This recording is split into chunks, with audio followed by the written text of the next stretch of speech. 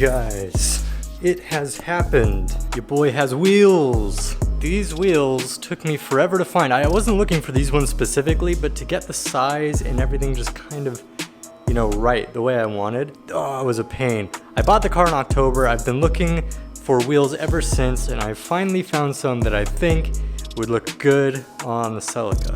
WedsSport SA20Rs in the limited edition light red chrome color. Let me give you the specs.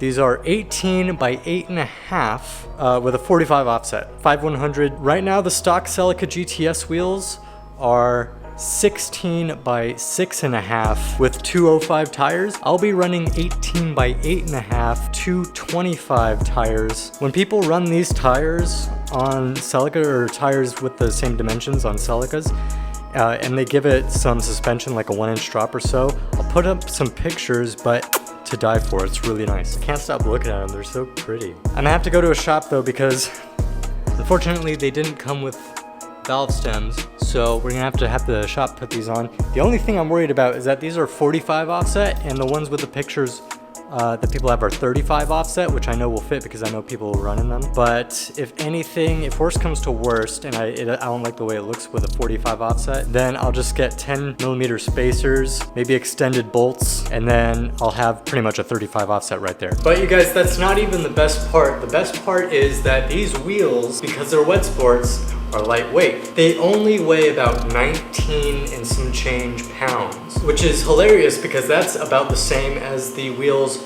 that are currently on my Celica weigh, which means I'm gonna have the extra few inches of grip all the way around at no cost to the performance of the car, other than when it corners and handles. And this is why it took me so long to find wheels. You can find wheels real easily. In fact, you can find pretty inexpensive wheels really easily, but finding lightweight wheels is the hard thing to do. Either way guys, I can't wait to put these on. We're gonna head to the tire shop tomorrow. I've already got an appointment booked, and we're gonna have them just kind of balanced. They're supposed to be pre-balanced, but oh man, I'm so excited. It's gonna look pretty awesome. The next day.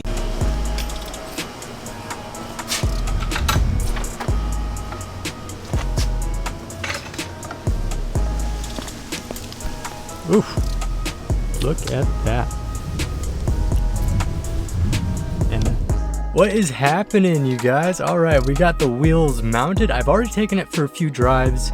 I really didn't want to focus on like holding or dealing with the camera while I was driving for the first time, just because I really wanted to soak in the differences that these wheels made. So let me set the camera down right now, and I'll tell you all about them as I drive to go wash the car again and get ready for filming what will probably be the intro of this video. All right guys, so first thing I have to say, it's hot out today. It's like 100-something degrees. But after driving the car with the new wheels on, I can guarantee you 100% that these wheels are better in almost every way than the stock wheels and tires. And as we take off, I'll kind of, you know, explain why that is. So first thing I noticed when I drove this car with the new wheels on is that the ride is smoothed out a little bit.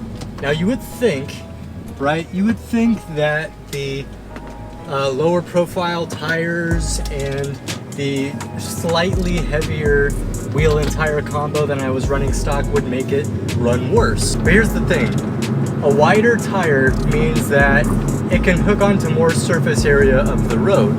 And in California, where we have a bunch of little cracks, dips, and essentially potholes in the road, what I noticed is that the wider tires move over them much more smoothly. It used to be that when I was doing cruising speeds on the freeway, right, I would get my wheels, the stock wheels, stuck in a few cracks or crevices or whatever they changed in the road, and it would yank the car to one side or another, and I would have to correct it really quick, and it would make the car feel all jittery.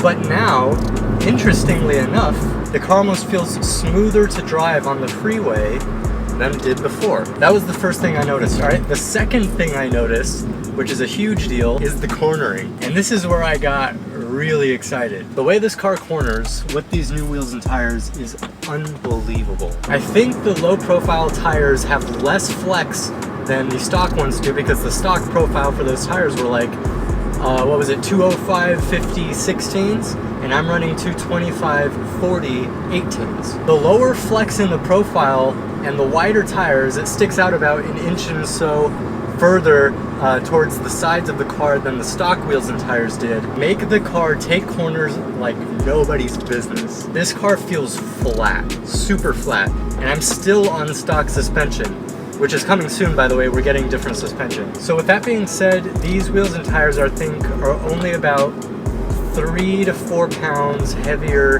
than the stock wheel and tire setup, which does mean that I lose a little bit of acceleration performance, but to be honest, it was nothing noticeable. What I did notice, however, is that it takes me longer to brake, and this is probably the only downside that I have so far experienced with these aftermarket wheels and tires, is that braking is noticeably not as responsive, but it's not like dangerously unresponsive, you know what I mean? That being said, other than the way the wheels look on the car, which I think is killer, I am super satisfied, super happy with these wheels. I would buy them again in a heartbeat, or at least wheels with similar dimensions and performance aspect wise.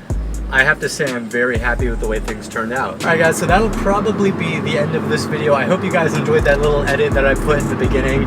It was a lot of fun to make, a lot of effort went into it, so if you guys like that, please hit like and subscribe. This guy's popping and crackling right in front of me. Dude's in an old BMW 325i right now. He just spit flames. Oh shit. Sorry guys, you guys are on a tripod. I can't exactly grab you right now. Otherwise I would show you. That being said, I'm actually on my way now to Home Depot to go grab a torque wrench so I can show you what I'm doing next to the car. It's for the next video. Actually, it's for the video after the next video. The next video is actually going to be whether weighted shift knobs actually work. I've got a few different shift knobs I'm going to try on the car, tell you guys my experience with how they work. But next, after that, we actually have some spacers we're going to throw on the rear of this car because they're just tucked a little too much for my taste. And I know even if I drop the car, if I add these spacers on there, it'll be fine. And so I'll show you guys how to install those spacers. But either way, thank you guys for watching. I'll see you in the next video. Peace.